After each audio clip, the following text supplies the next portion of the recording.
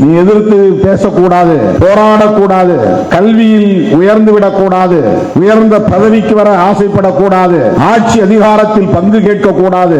தமிழ்நாட்டில் இதுக்கு முன்னால யாரும் கூட்டணி ஆட்சிங்கிற குரலை உயர்த்தினாங்களோ இல்லையோ, 2016 கூட்டணி ஆட்சி என்ற குரலை உயர்த்திய கட்சி விடுதலை சிறுத்தைகள் கட்சி. கேபினெட்ல ஷேர் வேணும், பவர் ஷேர் வேணும், சீட் ஷேர் இல்ல பவர் ஷேர். இதுக்கு முன்னாடி தோன்றிய இயக்கங்கள் எல்லாம் அப்படி பேசினாங்களா எனக்கு தெரியாது வரலாறு. பவர் ஷேர் வேற, சீட் ஷேர் வேற. கேபினெட்ல இடம் வேணுங்கிறது பவர் ஷேர், கூட்டணியில இடம் வேணுங்கிறது சீட் ஷேர். ஆட்சியிலும் பங்கு, அதிகாரத்திலும் பங்கு.